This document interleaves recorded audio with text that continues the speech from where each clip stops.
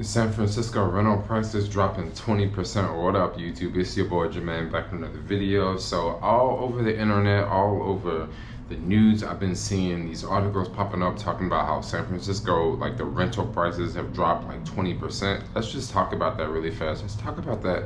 And it really depends on what neighborhood you're looking in. In some places, the rent prices have dropped a whole lot more than 20%. So first off, if you don't know me, my name is Jermaine. I live in San Francisco. I like to make random videos about traveling, but I'm not doing that because of this pandemic. And I'm just here making random videos about San Francisco. So as of now, lately I've been doing these videos of where I go to apartments and I just show you guys the apartment and show you guys the price, and I just sort of sit back and read the comments, and people have lots of things to say in the comments, you know? And lots of people are wondering like how low you think it's gonna go. So honestly, I think it's gonna drop 50%, but as of now, it's only dropped about 20%. It really depends on what areas you're looking at. If you're looking in that mid-market area, I'm talking about from like, what, 7th or maybe 6th all the way up to like 10th or 11th, you can find some pretty good deals in this area, because this was an area that was sort of like, this wasn't a very, very popular area like 10 years ago. It was kind of like a rundown area, and within the past like 10 years, like, you know, they've sort of made a lot of luxury condos within this area, and a lot of tech companies that moved in and stuff like that. But now this area is not so glamorous to live in, just because it's like I see a lot more homeless people out on the streets. I see a lot more tents out on the street. I just see, it's just not the most happening area. So in this neighborhood, I've seen rent prices fall quite a bit. For example, I was looking at an apartment at Ava. This is at 9th and Market, and I was surprised because last year the same unit was going for like $4,500 to $5,000 a month for a 2-bedroom, 2-bath unit. Well, this year, the same unit is going for about $2,500. Now that is the making of this video. I'm making this video, this is October the 3rd, 2020. So if you're watching this video 2 months from now or 3 months from now, prices could be cheaper. So yeah, just one thing to throw out there. I think prices are going to continue to go lower because of jobs.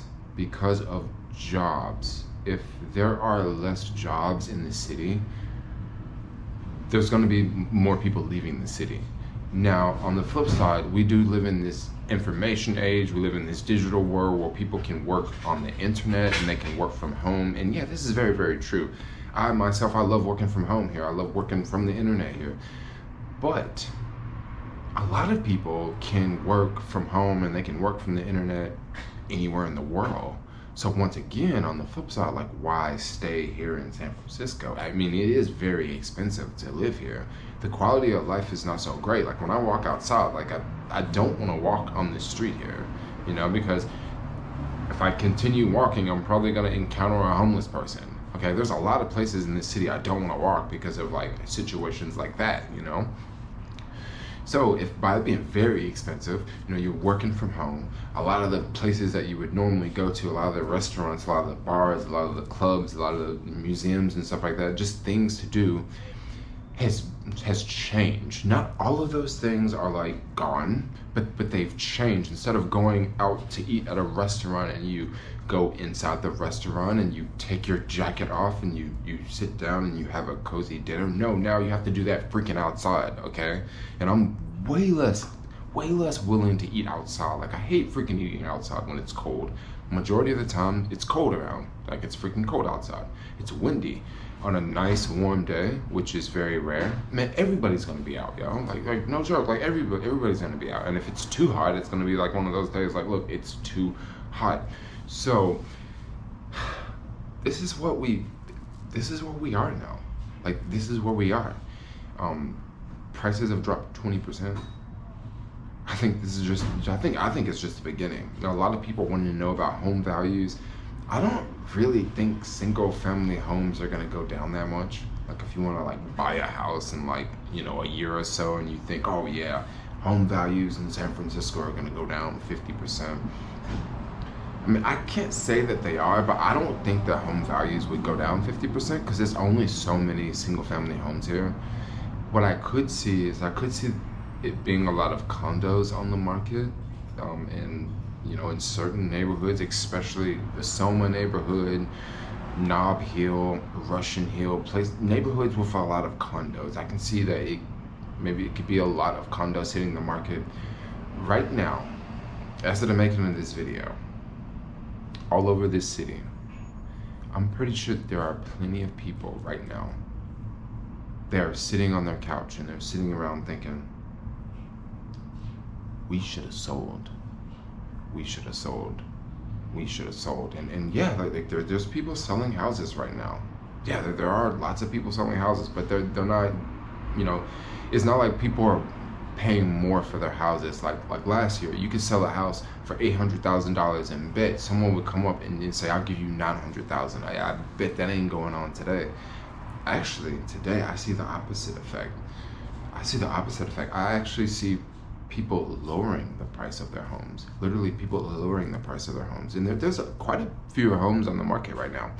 But I really think that there are a lot more homes that will be on the market, but people are just hesitating to put their house on the market because they already know that there's so many people that want to put their house on the market. So they're just sitting back, just letting the time go by and waiting. They're just sitting back and waiting to see if things will get better. And I don't know, will things get better? Maybe they will, maybe they won't. But this is something else to throw out about San Francisco. Something I don't think a lot of people are thinking about. So as of now, we have quite a few homeless people in the city, and they're living all over the city streets. Tents.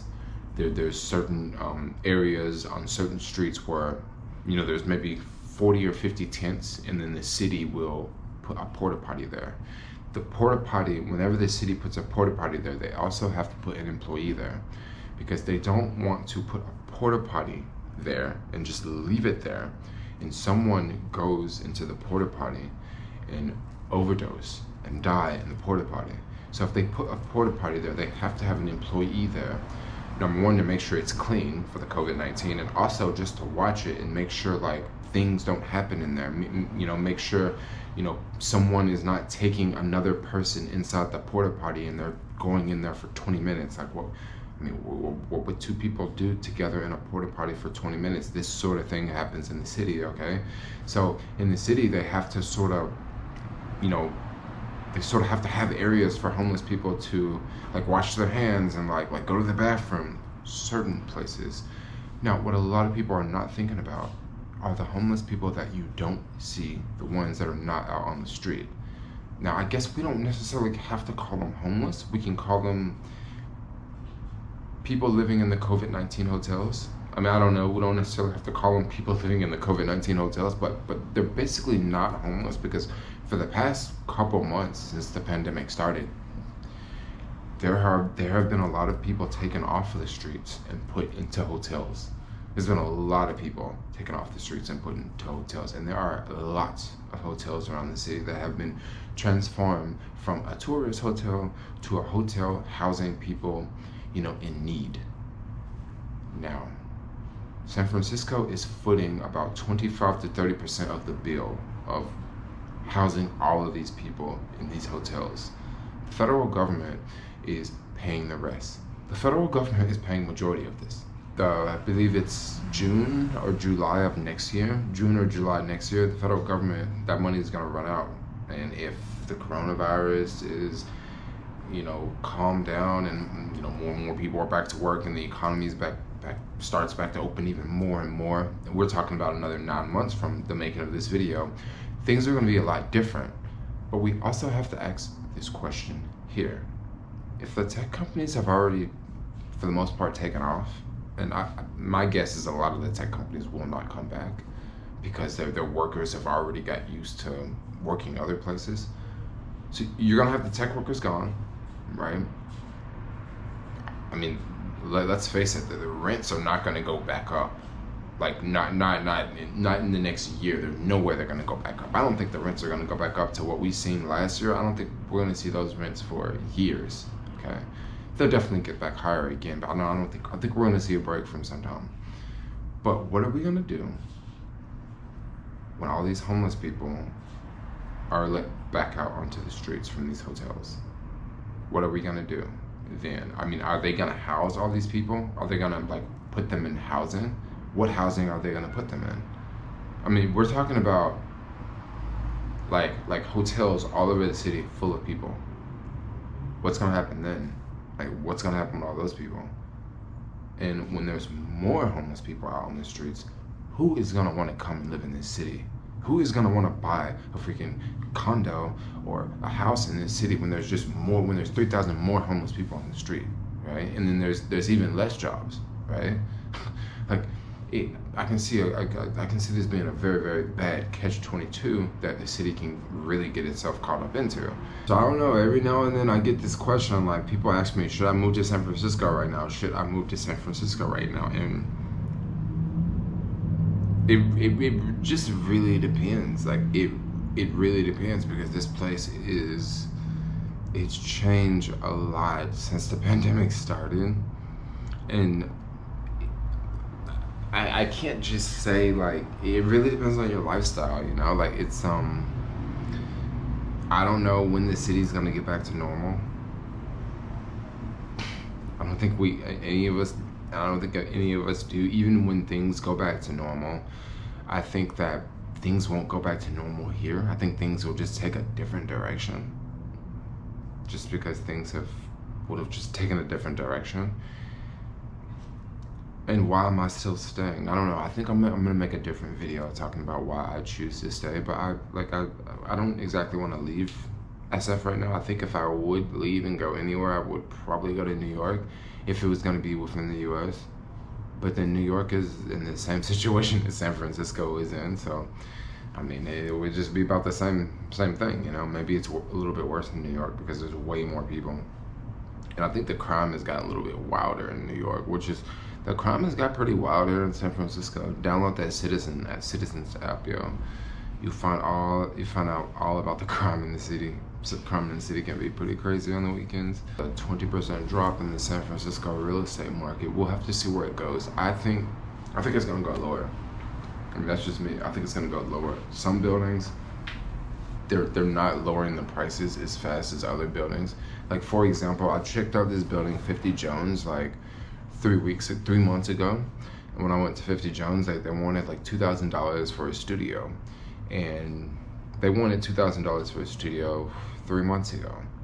And now, today, they're still asking $2,000 a month for the same studio. But the only problem with 50 Jones is in between, it's in that mid-market stretch, right? It's in between like 6th and it's in between 10th. And once again, back in the day, this was not a desirable area to be in. And as of today, like with the pandemic going on, I would say this is not a desirable area to be in. And they're still asking for $2,000 and they're renting this building as a luxury building. And the neighborhood is a crap neighborhood. Like, bottom line, it's a crap neighborhood. But they're still charging top dollar.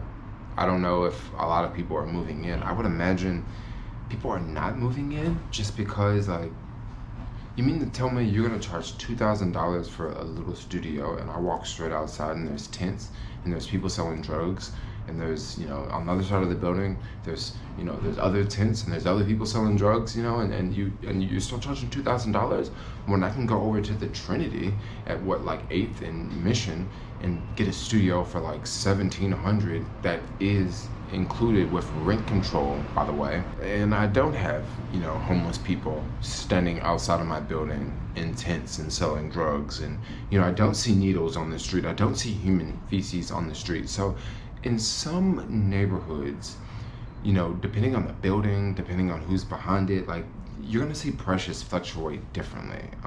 50 Jones is a new building. I guess they're not trying to fill it as fast. But another building that I went and checked out, Ava, 55 9th Street. This is a building, I think it was built about 5 years ago, but they have definitely lowered the prices a lot. Like, they literally want people to move in. Like, they're like, hey, come move in, and their prices reflect that.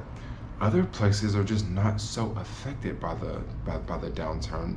Maybe because they were not filled with techies. Maybe they were not filled with like young people. So my guess what we might see pretty soon is, you know, some of these apartment buildings that are just sitting there and they're not being able to rent the units, they may eventually switch the leasing office. And when they switch the leasing office and they bring in a new leasing office, what they'll do is they'll typically lower the standards, right? So they'll lower the standards. So let's use the building 50 Jones for an example. So as of now, 50 Jones, when they first built this building, they thought that they could get $3,000 or $3,500 for a studio. That's what they thought when they first built the building, okay? Because there are lots of techies in the area, and the lots of tech companies too, and it's 50 Jones. It's in a bad neighborhood, but if you work at what few of the tech companies pretty close, well, it's okay to live in a bad neighborhood, right? Yeah, you're just gonna leave your apartment, go run to your office, go hang out at your office all day, have food delivered to your office. You'll go exercise on the roof, the little rooftop area. You go walk around and do circles because you don't want to walk around in that area because you're afraid, and you're at the tech company. Then when you get done with the tech company, you just go right back over to 50 Jones and you go back in your building. What I imagine what we could possibly see in the future is like the leasing office change. And when the leasing office change, it would be like, maybe it would be less requirements, okay? So like maybe you don't see the word luxury as much. Maybe it's just a typical building. And then they lower the rent prices, right? So as of now, 3 months ago, they were renting, a studio for like $2,000. But let's just use this example that they switch to a new leasing company like a year from now. Well, the new leasing company may have rents different. Instead of a studio being $2,000, they may say, hey, we're going to start them off at 18, and then they may still offer you some concessions and deals and actually bring that price down to about 15, right? And then who knows, maybe if that leasing company is not doing so great, maybe it'll be turned over to another leasing company, right? And when they turn it over to another leasing company, they're gonna trim something else. They're gonna get rid of something else. They're gonna make the building not as nice as it was when they first built it, And this is how you constantly bring the prices down, because if you're not renting the units, that they're just sitting there, like that they're literally just sitting there, and if you're not making any money, it's like you just got that building that's just sitting there. So eventually, like, that's what I think that could happen. And then possibly in some buildings, we could even see condos, individual condos being sold off. This could definitely be a thing with some units. Some units, they would probably never ever sell off the units because it would just be valuable to just keep it like it is. But for some of the smaller units, maybe we could possibly see like, a fire sale, where they selling off all the units, and you could possibly buy a unit in one of these condos. But I don't know, it's just some of my predictions, some of my guesses. I don't know if any of these are right or wrong. I'm not a real estate agent. It's just some of the things I've learned and talked to with other people and other real estate agents around the city. But anyway, I wanted to make a video just spitting my 2 cents about this whole 20% drop, because it's been in the headlines quite a bit. And this whole 20% drop, like, for the most part, like I see it in some places, but some places I don't see any drops in prices at all. A lot of places I do see some really amazing price drops, but some places there's still not a lot of price drops. Like, maybe they'll give you 8 weeks free, but 8 weeks free is not 2 months. 8 weeks free is actually a month and a half free. So yeah, anyway, like, comment, subscribe. If you guys like this video, give your boy Jermaine a thumbs up. If you want to see more videos like this from me, subscribe, and thanks a lot for watching. Peace out.